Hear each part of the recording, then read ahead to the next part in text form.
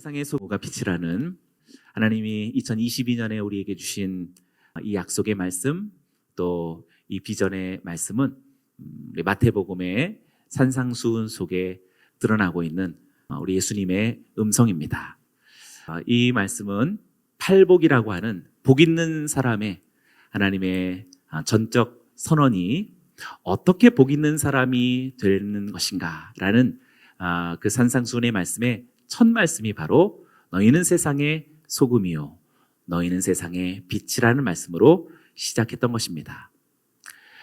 그리고 산상수훈은 마태복음 7장에서 맞춰지게 되는데 7장의 마지막 예수님의 말씀은 반석 위에 지은 집과 모래 위에 지은 집의 비유로서 산상수훈을 마치게 됩니다.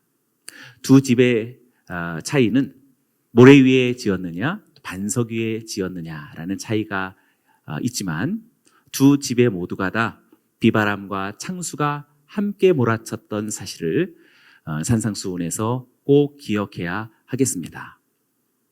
복 있는 사람은 비바람과 창수를 피해가는 사람이 복 있는 사람이 아니라 똑같이 비바람과 창수가 몰아쳤는데 견고하게 서 있는, 흔들리지 않고 무너지지 않는 바로 그 사람이 복 있는 사람이다라는 사실을 밝혀줍니다.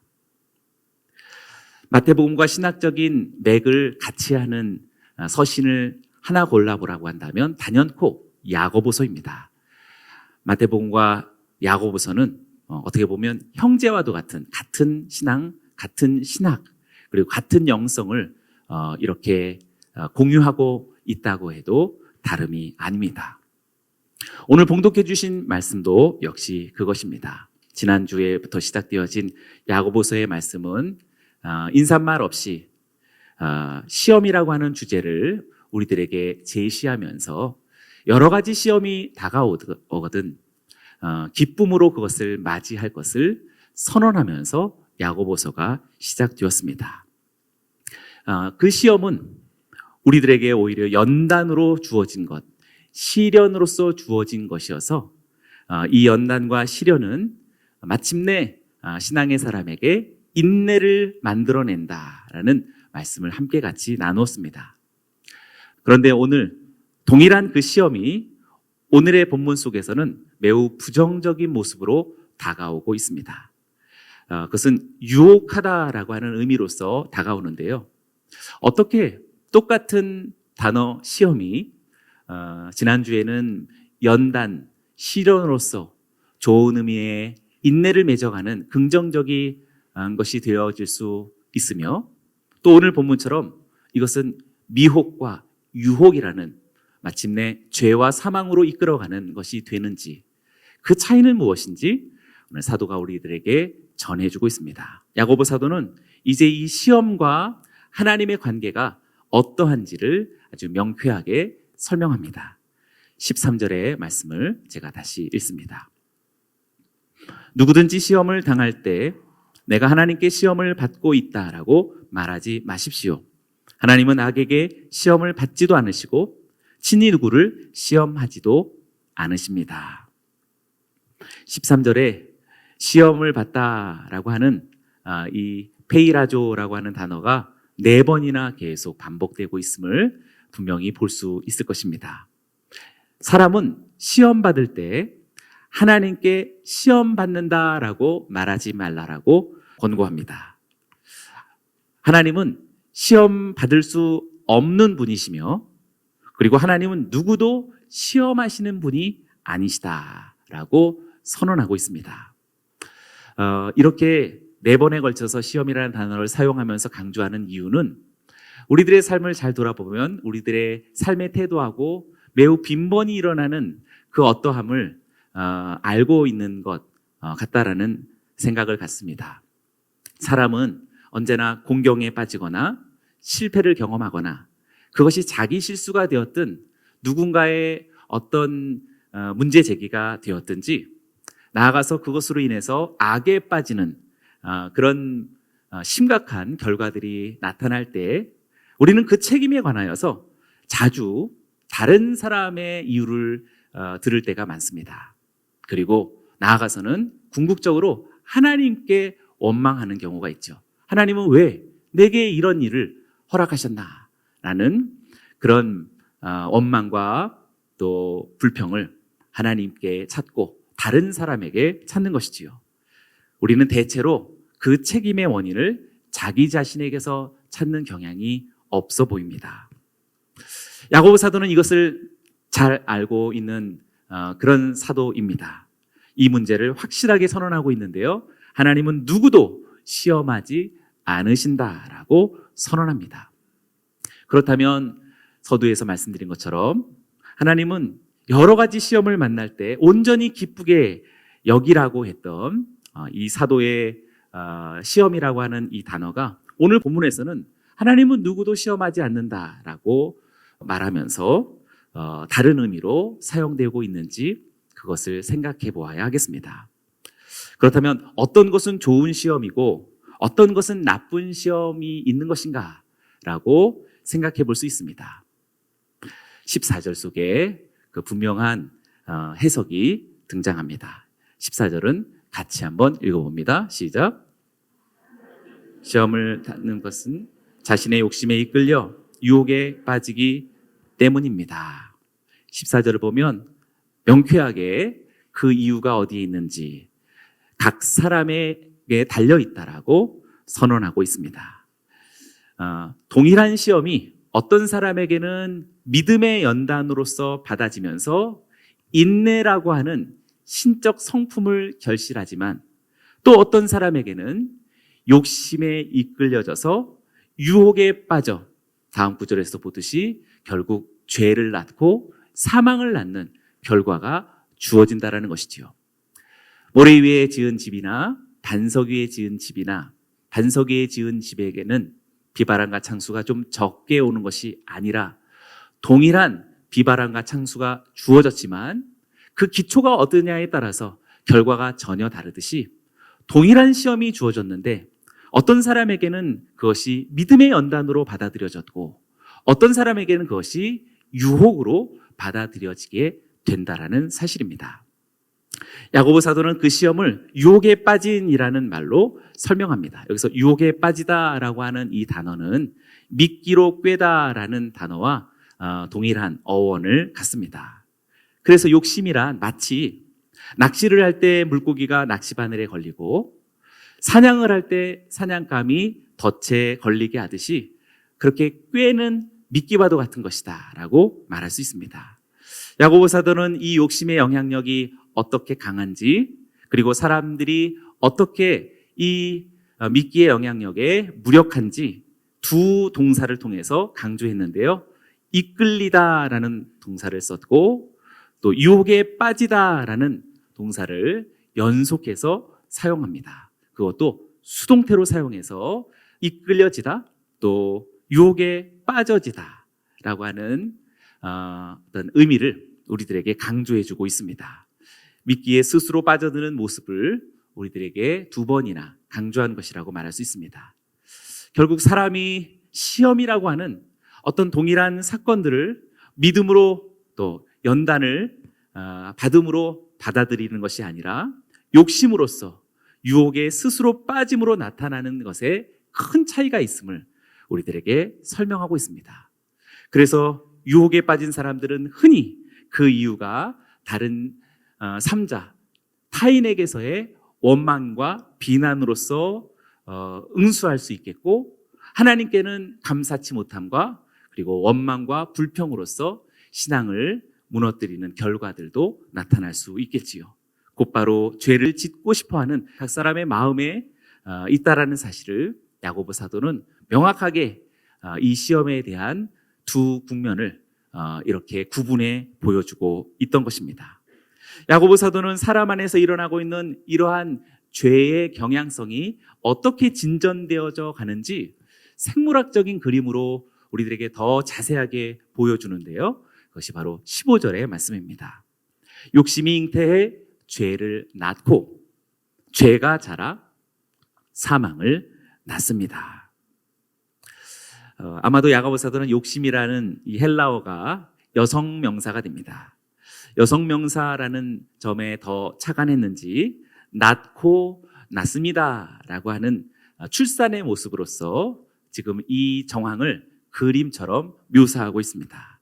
곧 욕심이라고 하는 이 여인이 잉태를 하면 그 결과는 하마르티아, 죄라는 자녀를 낳게 된다라고 설명하고 있는 것입니다. 매우 실제적인 그림 언어이지요.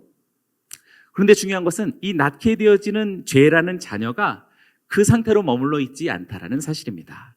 이렇게 태어난 자녀로서의 죄는 그 자체가 끝이 아니라 그 목표를 향해서 끊임없이 자라가게 되는데 그 완성의 목표는 다름 아닌 사망이라고 밝히고 있습니다.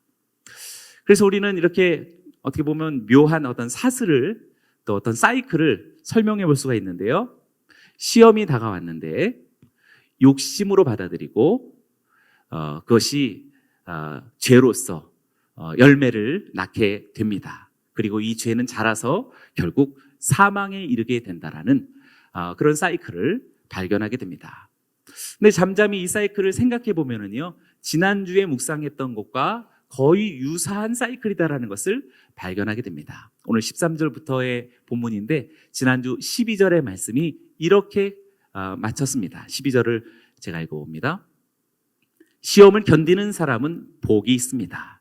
이는 그가 인정을 받은 후에 하나님을 사랑하는 사람들에게 약속된 생명의 면류관을 받을 것이기 때문입니다.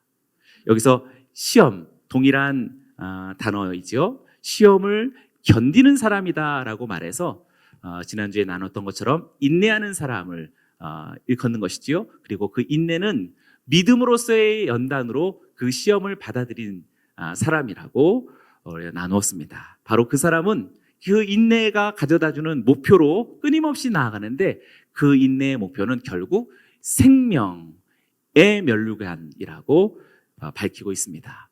그래서 여기서도 이런 사슬을 또 이런 사이클을 우리가 설명해 볼 수 있겠죠. 시험이 다가왔습니다. 그런데 이 사람은 믿음의 시련, 믿음의 인내로서 그것을 받아들였습니다. 결국 그것은 성품을 형성해냈는데 인내라는 성품을 낳게 됩니다. 결국 이 인내는 자라서 어디까지 가냐면 생명의 면류관이라는 하나님의 영원한 생명으로 자라가게 되는 것입니다. 그래서 이 두 사슬을 한번 연이어 보면 분명한 대조가 나타나게 되지요. 시험이라고 하는 하나의 동일한 어떤 사고 또는 재난 때로는 질병, 예기치 않는 어떤 끔찍한 일들, 그것이 비바람과 창수처럼 믿지 않는 사람들에게만 주어지는 것이 아니라 믿는 사람에게도 동일하게 주어지는데 현저한 차이는 그것을 욕심으로 받아들이느냐 아니면 믿음의 시련으로 받아들이냐에 그 위인의 어떠함이 달려지게 되는 것이지요. 그리고 그것은 결국 죄를 낳느냐 인내를 형성하느냐의 차이를 낳게 되고, 그리고 그것은 자라서 사망으로 이르게 되느냐 영원한 생명에 이르게 되느냐의 차이를 보여주고 있는 것입니다. 그러니 야고보는 이 분명한 사실을 기억하도록 이 분명한 의미를 여기 모인 우리 성도들에게도 기억시키도록 16절과 같이 아주 강한 엄중한 권면을 전해주고 있습니다. 16절은 큰 소리로 같이 한번 읽어봅니다. 시작. 야고보 사도는 속지 말라라고 엄중히 권면합니다. 그러니 우리 이제 생각을 바꿔야겠죠. 믿음의 사람이나 복 있는 사람은 비바람과 창수 같은 어려운 일들이 오지 않거나 덜 오거나 된다라는 생각을 가지면 분명히 미혹으로 빠지게 될 수 있습니다. 시험은 동일한 것입니다. 그러나 여기 있는 저와 여러분들이 속지 말아야 합니다. 모든 시험을 여러 가지 시험을 오히려 기쁨으로 받아들이되 믿음으로써 받아들인다면 그것은 우리를 더욱더 정결하게 하고 우리를 정죄시키고 내면을 순결하게 하고 우리의 영성을 더욱더 빛나게 하여서 결국에 인내의 성품을 만들어낸다라는 이 놀라운 신비를 믿으십니까? 아멘. 그러니 속지 말라라고 밝히고 있는 것입니다. 여기서 속다라는 말도 수동태로 사용했습니다. 곧 속임을 받게 되지 말라라고 설명한 것입니다. 그러니 우리가 유혹을 물리칠 수 있는 이유는 이 16절처럼 단순합니다. 유혹을 받지 말라라고 말하고 있는 것입니다. 시험을 거절하라라는 그런 말이 되겠죠. 우리 하영조 목사님의 설교를 많이 들으셨던 분들은 지금 이 말을 아마 잘 아실 것입니다. 우리 하영조 목사님의 어투로서 제가 또 좀 흉내를 내고 싶지만 그냥 여러분들의 마음속에 맡겨드립니다. 시험이 오면 받지 마세요. 시험이 다가오면 받지 마십시오 라고 그렇게 아주 쿨하게 사양하고 노땡큐 하라고 말씀하셨던 것이 딱 오늘 야고보 사도의 음성과 같은 것입니다. 어떻게 이렇게 단순할 수 있을까? 어떻게 그렇게 손쉽게 말할 수 있을까? 네, 당연히 우리가 어떠한 사람인지 하영조 목사님을 아셨기 때문이요.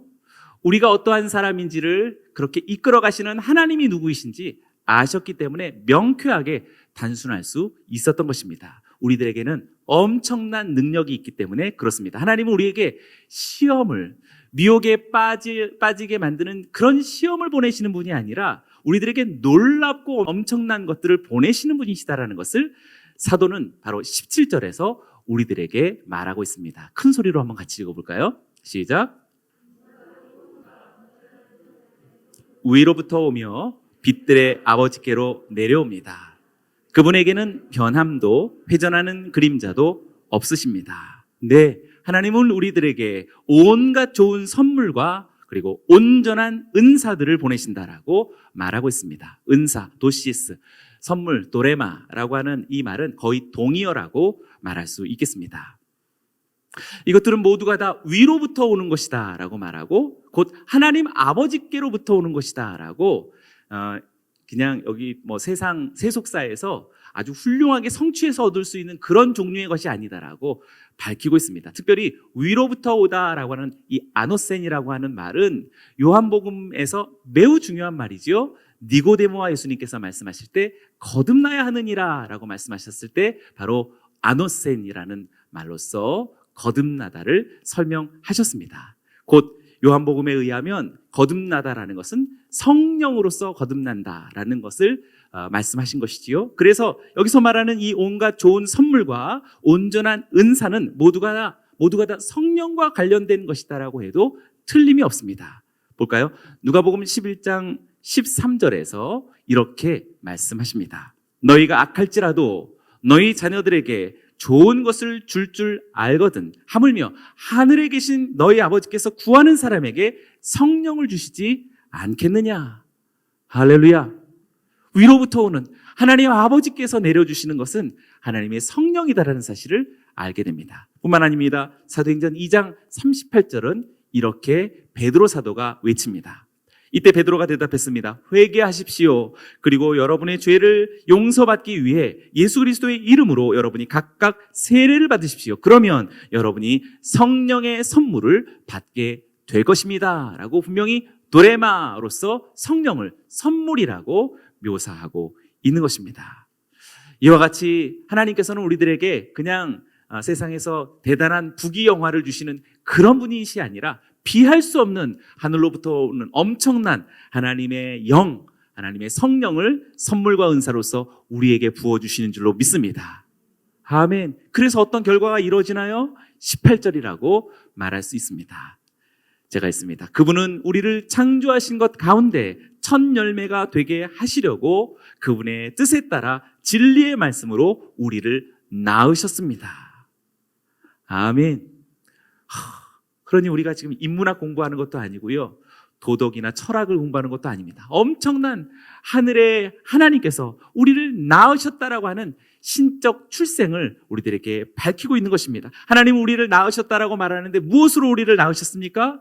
진리의 말씀으로 낳으셨다라고 말합니다. 진리의 말씀은 무엇입니까? 예수 그리스도의 복음입니다. 우리는 예수 그리스도의 복음을 믿음으로 말미암아 구원을 얻었습니다. 또한 성령은 진리의 영이라고 말합니다. 또한 성령은 진리의 말씀이기도 합니다. 하나님은 성령의 세례로서 우리를 거듭나게 하셨고 다시 태어나게 하셨습니다. 하나님은 이렇게 우리 모두를 구속하셨고 구원하신 것입니다. 할렐루야. 이렇게 우리를 구원하셨고 이렇게 우리를 구속하심에는 목적이 있습니다. 출애굽 성도들은 애굽을 떠나는 것이 목적이 아닙니다. 애굽을 떠나는 것이 목적이 아니라 오히려 시작입니다. 하나님 백성의 눈부신 광야를 지나가며 하나님의 나라의 여정을 향하는 거룩한 행진이 거기서부터 시작되는 것입니다. 마찬가지로 우리를 낳으셨다면 목적이 있습니다. 왜 우리를 죄와 사망에서 건져내서 영원한 생명으로서 우리를 다시 낳으신 것일까? 거기에는 분명한 목적이 있는데 첫 열매가 되게 하시려는 것이다 라고 18절에서 사도가 명백하게 말하고 있습니다. 아파르케라고 하는 이 첫 열매는 오늘 우리가 꼭 기억해 두어야 할 구원받은 목적, 우리가 오늘 신앙의 여정 속에서 추구해야 할 비전이라고 말할 수 있겠습니다. 그렇다면 첫 열매가 된다는 것은 무엇일까? 죄와 사망에서 구원받은 그리스도인이 된다라는 말일 텐데, 그러나 그것은 단순히 구원받은 어떤 상태, 이제 천국 갈 것이다라고 하는 그런 막연한 미온적인 정적인 상태를 말하는 것이 아닙니다. 이 첫 열매라는 것은 끊임없이 움직이고 행동하는 역동적인 사명과 또 사역을 동반하는 개념이라고 말할 수 있습니다. 그래서 이 열매는 또 다른 열매를 바라는 것이요, 또 다른 열매를 결식케 하는 것이요, 역동하는 생명력이라고 말할 수 있습니다. 저기 베노아도 마찬가지겠죠? 그 가지가 담을 넘었다라고 하는 이 아름다운 시적 선언은 그 가지에서 뿜어져 나오는 수많은 열매들이 또 다른 사람들에게도 전달되어질 것이다라는 요셉의 꿈이요, 또 야곱의 축복입니다. 그래서 이 첫 열매 아파르케라고 하는 이 단어는 우리들에게 일반적인 단어가 아닙니다. 사도들은 이 단어가 무엇인지 잘 알았습니다. 무엇보다도 바울 사도는 너무나 명쾌하게 이 아파르케 첫 열매가 무엇인지 알았던 것입니다. 고린도전서 15장 20절의 말씀 우리가 같이 큰 목소리로 읽어보겠습니다. 시작. 죽은 사람들 가운데서 다시 살아나셔서 잠자는 사람들의 첫 열매가 되셨습니다. 잠자는 자들의 첫 열매가 되셨다라고, 진정한 첫 열매의 원형은 예수 그리스도이시다라고 말하고 있습니다. 그래서 예수 그리스도를 믿고 따르는 모든 성도들은 부활하신 예수 그리스도를 따라 잠에서 깨어난, 부활에 동참한 또 다른 첫 열매다라고 말할 수 있는 것이죠. 할렐루야. 옆 사람들에게 한번 선포하시기 바랍니다. 당신이 바로 첫 열매입니다. 아멘. 우리 모두도 잠 속에서, 우리 모두 깊은 사망의 구렁텅이에서, 이 세속의 깊은 절망의 늪에서 깨어나고 건짐을 받고 살림을 받은 그러한 첫 열매가 되었습니다. 로마서 8장 23절에서도 이렇게 말합니다. 그뿐 아니라 또한 성령의 첫 열매를 가진 우리조차도 속으로 탄식하며 양자됨 곧 우리 몸의 구속을 기다리고 있습니다 라고, 이 첫 열매가 성령의 첫 열매라고 동일하게 밝히고 있습니다. 아까는 그리스도의 첫 열매라고 말한다면 여기 로마서 8장에서는 성령의 첫 열매라고 밝히고 있는 것입니다. 그냥 어떤 구약의 유명한 선지자의 첫 열매가 아닙니다. 신약의 대단한 사도의 첫 열매가 아닙니다. 성자 그리스도의 첫 열매이며 성부 하나님의 첫 열매라고 밝히고 있습니다. 이렇게 성도는 예수 그리스도를 믿음으로써 성령의 세례를 받고 성령의 역사와 그 인도하심을 따르는 첫 열매들인 줄로 믿습니다. 뿐만 아닙니다. 로마서 16장 5절에는 이렇게 말하고 있습니다. 또한 그들의 가정에서 모이는 교회에도 안부를 전해 주십시오. 내가 사랑하는 에베네도에게 안부를 전해 주십시오. 그는 아시아에서 그리스도께 돌아온 첫 열매입니다.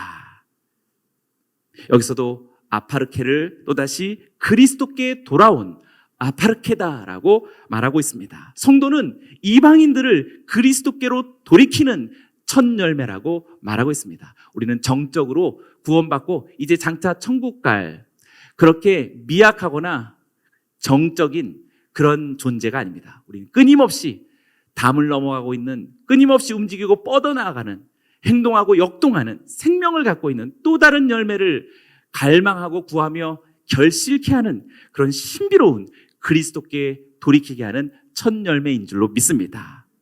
에베네도도 첫 열매이며 그리고 온 열방과 이방에 있는 그러한 나그네들이 다 주님께로 돌아오게 하는 저와 여러분들 영적인 첫 열매들 되시기를 주의 이름으로 축원합니다. 마지막으로 계시록 14장 4절에 마침내 하나님의 거룩한 시온산에 서게 되어질 그 존재들이 어떤 존재인지 벌써 미래의 하나님의 나라를 우리들에게 밝혀주는 사도의 예언을 우리가 같이 읽어보기 원합니다. 시작. 자신을 더럽히지 않은 사람들이니 이는 그들이 정절을 지켰기 때문입니다. 그들은 어린 양이 가는 곳이면 어디든지 따라가는 사람들이며 하나님과 어린 양에게 바쳐진 첫 열매로 사람들 가운데서 구속함을 받았습니다. 네, 엄청난 아파르케.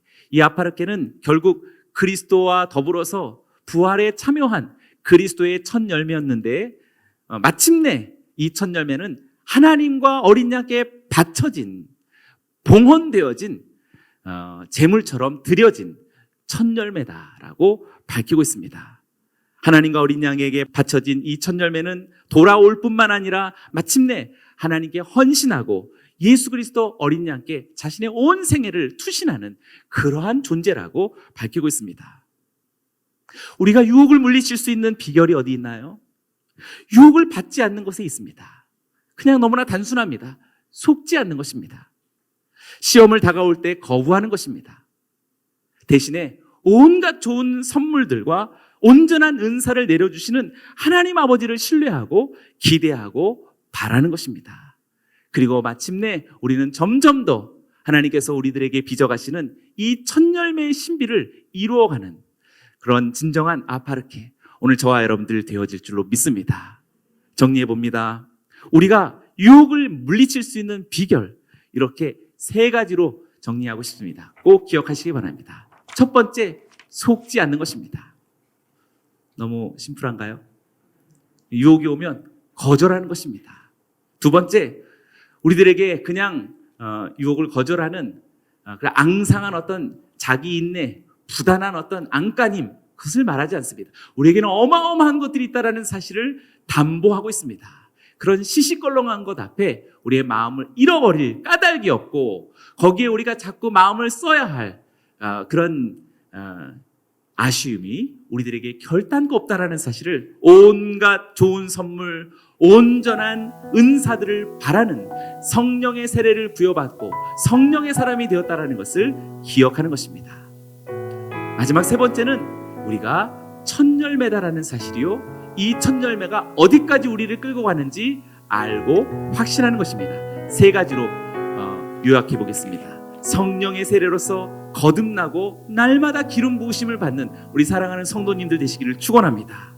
또한 우리 모두가 영적 이방인들을 날마다 그리스도께 돌아오게 하려는 그러한 열심 어린 섬김과 사역의 첫 열매로서 헌신하는 것입니다.